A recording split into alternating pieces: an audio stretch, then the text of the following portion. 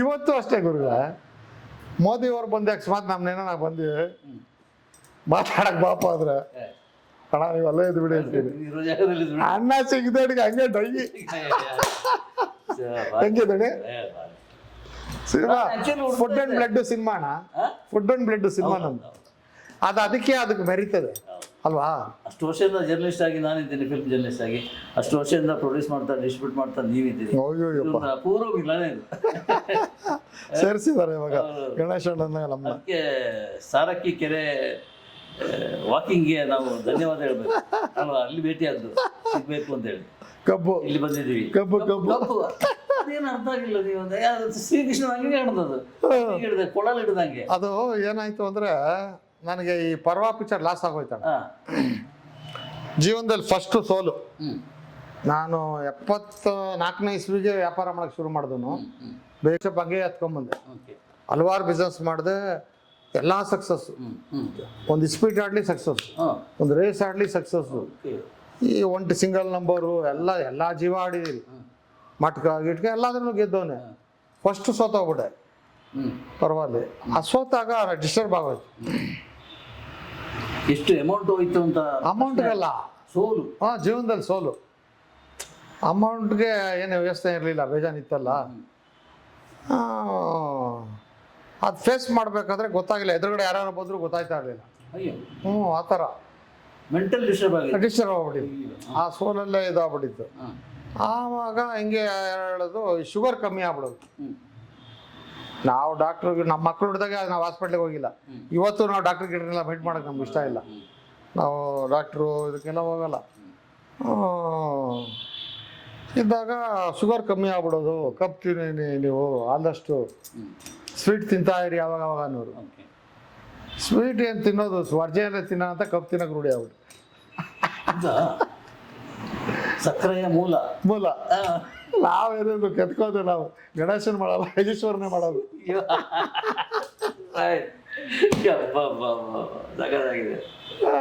ರೂಢಿ ಮಾಡ್ಕೊಂಡೆ. ಅಲ್ಲಿಗೂ ಒಳ್ಳೇದು, ನಮಗೂ ತಾಕತ್ತಿದ್ದವ. ಗಾಂಧಿನಗರದಲ್ಲಿ ಓಡಾಡೋದಲ್ವಾ, ಯಾರು ಸಿಕ್ಕಿದ ಹಲ್ಲು ಗಟ್ಟಿ ಇರಲಿ ಕಚ್ಚಿಲಿಕ್ಕೆ. ಅವಾಗೆಲ್ಲ ಕಚ್ಚಿಬಿಟ್ಟಿದ್ದೀರಿ ಅಲ್ವಾ? ಅಯ್ಯೋ ಕಚ್ಚಿಬಿಟ್ಟಿದ್ದೀರಿ. ಎಲ್ಲ ಡಿಸ್ಕಮ್ ದಿನ ಇರೋದು ಸರ್. ನೋಡಿದ್ರೆ ಜಗಳ ಬಾಕ್ಸಿಗೂ. ಅಯ್ಯೋ ಒಂದ್ಸರಿ 14 ಜನ ಅಟ್ಟಿಸ್ಕೊಂಬಂದ್ಬಿಟ್ರು. ಒಂದ್ಸರಿ ಬಾಲಕೃಷ್ಣ ಅಂತ ಒಬ್ಬ ಯಾವುದೋ ಒಂದು ಹಿಂದಿ ಪಿಕ್ಚರ್ ಶೂಟಿಂಗ್ ಇರಬೇಕು, ಹಿಂದಿನೂ ತೆಲುಗುನು. ಬೇಜಾನ್ ದುಡ್ಡು ಬಂತು, ಹಂಚ್ಕೊಳ್ಳೋದ್ರಲ್ಲಿ ಜಗಳ ಆಗೋಯ್ತು. ಹೊಡೆದಾಡ್ಬಿಟ್ಟು ಅವನು ಇಲ್ಲೇ ಇರ್ತೀಯ ನೀನು ಅಂದ. ಇರ್ತೀನಿ ಬಿಡ ಅಂತ ಹೋಗಿ ಮಾಗಡಿ ರೋಡಿಂದ 14 ದಾಸರಳ್ಳಿಂದ 14 ಜನ ಮೆಟಡರ್ಗೆ ಹಾಕೊಂಬಂದ್ಬಿಡವನು. Renukacharya college back side Maurya hotel ಇಸ್ಪೀಟ್ ಆಡ್ತಾ ಇದ್ವಿ. ಅಲ್ಲಿ ಗಲಾಟೆ ಆಗೋಯ್ತು. ಹೋಗಿ ಕರ್ಕೊಂಬಂದ್ಬಿಡೋನು. ನಾವು ಏನು 14 ಜನ ಬಂದ್ಬಿಡೋರು. ಅಲ್ಲಿಂದ ಓಡಿ ಅಲ್ಲಿಂದ ಓಡ್ಕೊಂಬಂದು ಈ ಮೋತಿ ಮಾಲೆ ಕೆಳ ಅಂಡ್ರಗೌಡ ಸೇರ್ಕೊಂಬಿಟ್ಟೆ ಎಲ್ಲ ಮಳ್ಳಾಕ್ಬಿಟ್ರು ಕಣ್ಣಿಗೆ. 14 ಜನನು ಸುತ್ತಕ್ಕೆ ತಿರುಗ್ಬಿಟ್ಟು ಮಚ್ಚು ರೇಜರ್ ಎಲ್ಲ ಓಪನ್ ಮಾಡ್ತಾವ್ರೆ. ನಮ್ಮ ಗಂಗರಾಜ್ SD ಗಂಗರಾಜ್ ಅವರು ಅವಾಗ ಅಲ್ಲಿ ಆಫೀಸ್ ಇತ್ತು ಪಕ್ಕದಲ್ಲಿ. ಅವ್ರು 555 C ತಗೊಳಕ್ಕೆ ಮೋತಿಮಾಲ್ ಮುಂದೆ ಆ ಶೆಟ್ಟಿ ಅಂಗಡಿಗೆ ಹೋಗ್ತಾರೆ. ಅಲ್ಲಿ ರೋಡ್ಗಳಿದ್ರಲ್ಲ, ಈ ಗಂಗರಾಜ್ ಆವಾಗ ಕಾಂಗ್ರೆಸ್ ಯೂತ್ ಲೀಡ್ರು, ಒಳ್ಳೆ ಹೆಸರು. ಅವರು ನಮ್ಮ ಕುಟ್ಟಿ ಅಂತ ಇದ್ರು.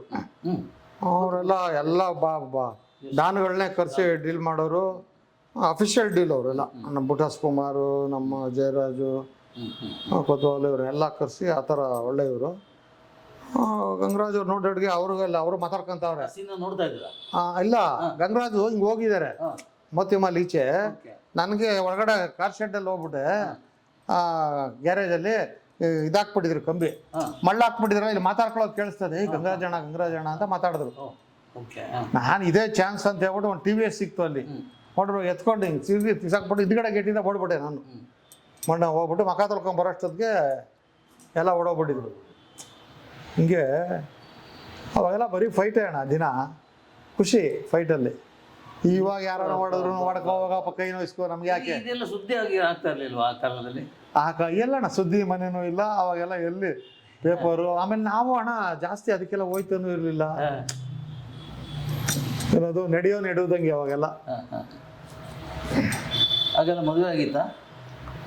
ಹಾಂ, ಮದುವೆ ಆಗಿತ್ತು. ಮನೇಲಿ ಏನು ಬೈತಿರ್ಲಿಲ್ಲ? ಮನೆಯಲ್ಲ ಮಾತಾಡೋಕ್ಕೆ ಇಲ್ಲಿ ಅವ್ರಿಗೆ ಭಯ. ಹೊಸ ರೌಡಿ ಆಗಿದೆ. ನಮ್ಮ ತಾಯಿ ಮಾತ್ರ ನಮಗೆ ಇದು ಮಾಡ್ತಾ ಇದ್ರು ಹೊರತು ನಮ್ಗೆ ಯಾರು ಹೇಳೋರೇ ಇರಲಿಲ್ಲ. ಸ್ನೇಹಿತರು ಹೇಳ್ತಾ ಇರಲಿಲ್ಲ ನನಗೆ, ನೀನು ಯಾರು ಹೇಳೋಕ್ಕೆ ಅಂತ ಬೈದ್ಬಿಡ್ತಾ ಇದ್ದೆ ಅಂತ. ಟಿಪಿಕಲ್ ರೌಡಿನೇ. ಒಂಥರ ಹಂಗೆ ಒಂಥರ ಅನ್ಸೋದು. ಇಲ್ಲಣ್ಣ, ಅಂದರೆ ಯಾರ ಹತ್ರನೂ ಇದು ಏನೋ ಬೆಗ್ ಮಾಡಿ ರೂಢಿ ಇಲ್ಲ, ಆರ್ಡರ್ ಮಾಡಿ ರೂಢಿ. ಬಾಸ್ ನ್ಯಾಯವಾಗಿ ಅನ್ಯಾಯಕ್ಕೆ ಹೋಗ್ತಾ ಇರಲಿಲ್ಲ, ಅನ್ಯಾಯ ಕೇಳ್ತಾ ಇರಲಿಲ್ಲ. ಇದು ನಮ್ಮ ತಾಯಿಯರು ಕಲ್ಸ್ಕೊಟ್ಟಿದ್ದು ಜೀವನದಲ್ಲಿ. ನಾವು ಯಾರ ಹತ್ರನೂ ಅಣ್ಣ ಅಪ್ಪ ಅಂದು, ಅಣ್ಣ ಅನ್ನೋ ಪದಾನೇ ಗೊತ್ತಿರಲಿಲ್ಲ ನನಗೆ ಅವಾಗ. ಅಣ್ಣ ಸಾರು ಮತ್ತೆ ಹೆಂಗೆ ಕರಿತಾ ಇದ್ದೀವಿ? ಏನೋ ನಿನ್ನ ಅಕ್ಕ, ಅಯ್ಯೋ ನಿನ್ನ ಅಮ್ಮ, ಹೋಗ ಆ ಕಡೆ ಹೋಗ ಜುಟ್ಟು ಕೋಡ್ರೆ ಅವನೇ ಮಿಷಿನ್ಗೆಲ್ಲ ಮಾಡ್ತಾರೆ ಜಾರ ಜುಟ್ಟು ಜುಟ್ಟು. ನಾವು ಆ ಕಾಲದಲ್ಲಿ ಹೇಳ್ತಾ ಇದ್ರಿ. ಮೊನ್ನೆ ವಿಜಯಣ್ಣ ಈ ಪಿಕ್ಚರ್ ಮಾಡಿದ್ರು ಮೊನ್ನೆ, ನಾನೊಂದಿಗೆ ಯಾವುದಕ್ಕೋ ಮಾಡಿದೆ. ಏ ಕೋನ್ರೆ ಅವನೇ ಉಪೇಂದ್ರ ಪಿಕ್ಚರ್ ದೇಕಾರೆ देखता नहीं तो ಮಿಷಿನ್ ದನ್ ಲೇಕು ಉಡಾತಾರೆ ಅವಸ್ಕು ಸುಟ್ಟು ಸುಟ್ಟು ಅಂತ ನಾವು ಆವಾಗ ಹೇಳ್ತಾ ಇದ್ವಿ. ಈ ಬದಲಾವಣೆ ಹೇಗೆ ಮತ್ತೆ ಅಣ್ಣ? ಅದೇ ಮಹನೀಯರ ಸಹವಾಸ, ಜೀವನ. ದೇಶ ಏನು ಕಮ್ಮಿನಾ? ಟೆನ್ಷನ್ ಅಲ್ಲಿ ಯಾವಾಗಲೂ ಇರೋದಿದ್ರು ಕೂಡ ಒಂದು ಆದರ್ಶ ವ್ಯಕ್ತಿ ಆತ ಬರುತ್ತೆ ಸರ್. ಅಯ್ಯೋ ಅಯ್ಯಪ್ಪ, ನಾನು ಇವರಲ್ಲ ಸರ್, ಟಾಪ್ ಡೈರೆಕ್ಟರ್ಸಲ್ಲಿ ಇವತ್ತಿಗೂ ನಮ್ಮ ಉಪೇಂದ್ರ ರೇಂಜ್ ಅವರು. ಅದ ಏನಂದರೆ ನಮ್ಮ ಅದೊಂದು ಯೋಗ ಅಷ್ಟೇ. ಏನದು ಮೇನ್ ಬಾಸ್ಗಳ ಜೊತೆನೇ ಒಂದು ವರ್ಷಗಟ್ಟಲೆ ಕಳೆದು ಬಿಟ್ರಿ. ಅವ್ರ ಆರೈಕೆ ನಾವು ಹೊಡೆದಾಯ್ತು. ಚೆನ್ನಾಗಿದ್ದಪ್ಪ ಅದು ಯೋಚನೆ ಮಾಡಿದರೆ. ವಿಷ್ಣು ಸಂಸರ್ಗ, ಉಪೇಂದ್ರ, ದೇಸಾಯಿ ಸರ್. ಇವತ್ತು ನಮ್ಮ ಇಂಡಸ್ಟ್ರಿ ಇವತ್ತು ಟಾಪಲ್ಲಿದೆ. ನಂಬರ್ 1 ಕಾಂತಾರ, ಅನುಮಾನ ಇಲ್ಲ. ಇನ್ನೂ ಇವಿ ಟಾಪಲ್ಲಿರೋದು. ಇದೇ ನಮ್ಮ ವಿಷ್ಣುವರ್ಧನ್ ಇನ್ನೊಂದು 20 ವರ್ಷ ಇರ್ಬೇಕಾಯ್ತು. ಅವ್ರಿಗೊಂದು 3 ಗಂಡು ಮಕ್ಳು ಇರ್ಬೇಕಾಯ್ತು. ನಮ್ಮ NTRಗೆ, ಈ ಕೃಷ್ಣಗೆ, ಈ ನಮ್ಮ ಕೃಷ್ಣ ಅವ್ರಿಗೆಲ್ಲ ಇತ್ತಲ್ಲ ಹಂಗೆ. ಶಂಕರ್ನಾಗ 1-2 ಮಕ್ಕಳು ಇರ್ಬೇಕಾಯ್ತು ಹೇಳೋದು. ಅಂಬರೀಷ್ ಅವ್ರಿಗೆ ಇನ್ನೊಂದು 3 ಜನ ಮಕ್ಕಳು.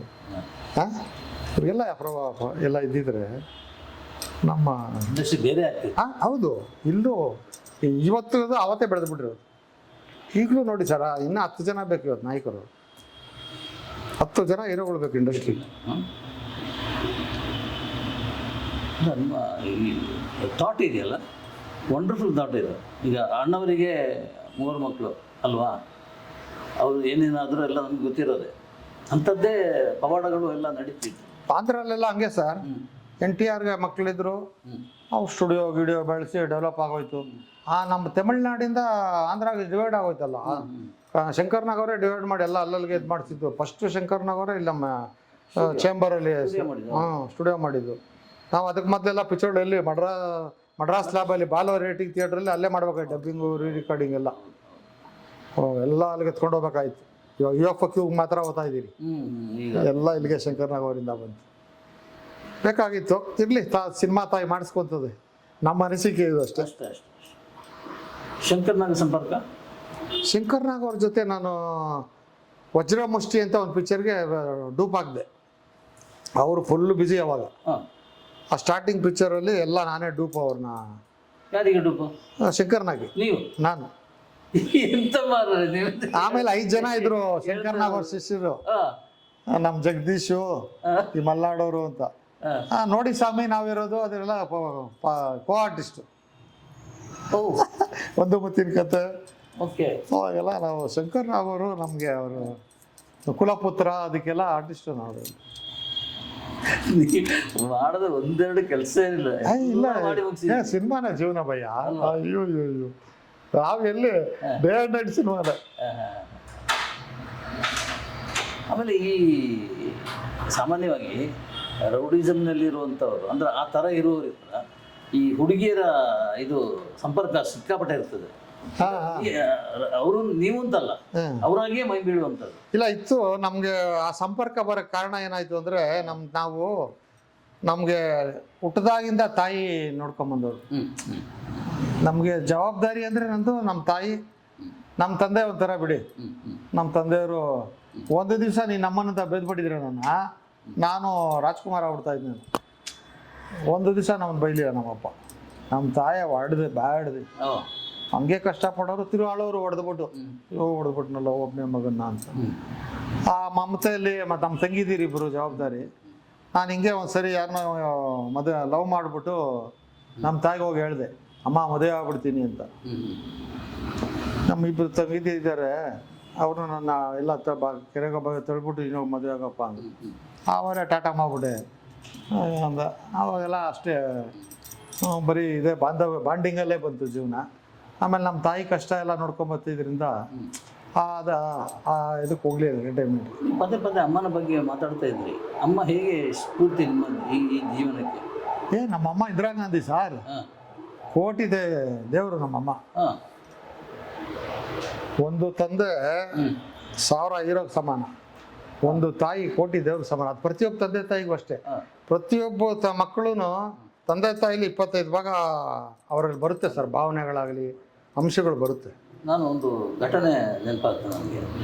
ಈ ರವಿವರ್ಮನ ಹುಂಚಾದ ಕಲೆ ಬಲೆ ಹಾಡು ಹಾಡಲಿಕ್ಕೆ ಹೇಳಿದಾಗ ಪಿ ವಿ ಶ್ರೀನಿವಾಸ್ ಅವರ ತಾಯಿ ತೀರ್ಕೊಂಡಿದ್ದು. ಅದು ಸಂಸ್ಕಾರ ಮುಗಿಸ್ಕೊಂಡು ಬಂದು ನಾನು ಹಾಡುತ್ತೇನೆ ಅಂತ ಹೇಳಿದ್ರು. ಇಲ್ಲಿ ಬಂದು ನೋಡಿದಾಗ ರೊಮ್ಯಾಂಟಿಕ್ ಹಾಡು ರವಿವರ್ಮನ. ಹೌದು, ಜಯಲಲಿತಾ, ರಾಜೇಶ್. ಅವ್ರು ಏನು ಯೋಚನೆ ಮಾಡಿದ್ರು ಗೊತ್ತಾ, ಅಮ್ಮನ ಸೌಂದರ್ಯನ ತುಂಬ ಚೆನ್ನಾಗಿದೆ ಅಂತ ಅವ್ರು ನೋಡಲಿಕ್ಕೆಲ್ಲ. ಅವರ ನಡವಳಿಕೆ ಇದೆಲ್ಲ ಈ ಪದಗಳ ಮೇಲೆ ಇದು ಮಾಡಿಕೊಂಡು ಹಾಡಿದ್ದು, ಅದು ಸೂಪರ್ ಹಿಟ್ ಆಗೋಯ್ತು. ಅಯ್ಯೋ, ನಮ್ಮ ತಾಯಿನೂ ಹೀರೋಯಿನ್ ಏನಿಲ್ಲ, ಹಂಗಿದ್ರು ಸೂಪರ್ ಆಗಿದ್ರು. ನಮ್ಮ ತಾಯಿ ಒಂದ್ಸರಿ ನನಗೆ ಹೇಳಿದ್ರು, ನೋಡಪ್ಪ ನಾನು ಊರಿಂದ ಬಂದೆ, ನನಗೂ ವಯಸ್ಸಿತ್ತು, ನಾನು ಈಗ ಇದು ಮಾಡ್ಕೊಂಡು ನಿಮ್ಮನ್ನು ನೋಡಿ ನನ್ನ ಮಗ ರಾಜ್ಕುಮಾರ್ ಥರ ಬಾಳ್ತಾನೆ ಅಂತ ನೋಡಿ ನಾನು ಕೆರೆಗೆ ಬೀಳಕ್ಕೆ ಹೋದವಳು ಎದ್ದು ಬಂದೆ ನೀನು ಎತ್ಕೊಂಡು ಅಂತ ಅವೆಲ್ಲ ಹೇಳೋರು. ಅವಾಗೆಲ್ಲ ನಮ್ಮ ಅದರಲ್ಲೇ ಬೆಳೆದವ್ರು ನಾವು. ಇದಕ್ಕೆ ಹೋಗೋಕ್ಕಾಗಲಿಲ್ಲ. ಆಮೇಲೆ ನಮ್ಮ ಕಾಲದಲ್ಲಿ ನಾವು ಪಿಕ್ಚರ್ ಮಾಡ್ತಾ ಇದ್ದಾಗೆಲ್ಲ ಏನಂದರೆ ಶೂಟಿಂಗ್ಗೆ ಹೋಗೋಕೆ ಆಯ್ತಾ ಇರಲಿಲ್ಲ ಸರ್. ನಾವು ಶೂಟಿಂಗ್ಗೆ ಹೋಗೋಕೆ ಆಗ್ತಾ ಇರಲಿಲ್ಲ. ಯಾಕಂದರೆ ನಾಳೆ ಶೂಟಿಂಗ್ ಅಂದರೆ ಇವಾಗ ಶೂಟಿಂಗ್ ನಡೀತಾರೆ, ಸಾಯಂಕಾಲ ಬಾಟಕ್ಕೆ ನಾವು ಇಲ್ಲಿ ಡಿಸ್ಟ್ರಿಬ್ಯೂಟರ್ಗಳ ಹತ್ರ, ಫೈನಾನ್ಸರ್ ಹತ್ರ ಹೋಗಿ ಅವ್ರ ಲೆಕ್ಕಾಚಾರ ಒಪ್ಪಿಸಿ ಅದೆಲ್ಲ ದುಡ್ಡು ಉಳಿಸ್ಕೊಂಡು ಅಲ್ಲಿ ತಗೊಂಡೋಗಿ ಕೊಡಬೇಕಾಯ್ತು. ತಿರ್ಗಿ ಅಲ್ಲಿ ದುಡ್ಡು ಕೊಟ್ಟಾದ್ಮೇಲೆ ನಾಳೆಗೆ ಅರೇಂಜ್ಮೆಂಟ್ ಮಾಡಬೇಕಾಯ್ತು. ಮ್ಯಾನೇಜರ್ಗಳು ನಾವೆಲ್ಲ ಡಿಸ್ಕಸ್ ಮಾಡಿ ನಾಳೆಗೆ ಏನೇನು ಬೇಕು ಅದೆಲ್ಲ ಒದಗಿಸ್ಬೇಕಾಯ್ತು. ಆವಾಗ ಎಂಟರ್ಟೈನ್ಮೆಂಟ್ ತಿನ್ನೋಕ್ಕೆ ಕುಡಿಯೋಕ್ಕೆ ಇತ್ತು ಹೊರತು ಅದಕ್ಕೆಲ್ಲ ಟೈಮ್ ಇರಲಿಲ್ಲ. ಅದು ಮಧ್ಯದಲ್ಲಿ ಕ್ಯಾಬ್ರಾ ಗಿಬ್ರಾ ಅವೆಲ್ಲ ಹೋಯ್ತಾ ಇದ್ರಿ, ಸವಾಸ್ ದೋಸೆ ಅಂತ.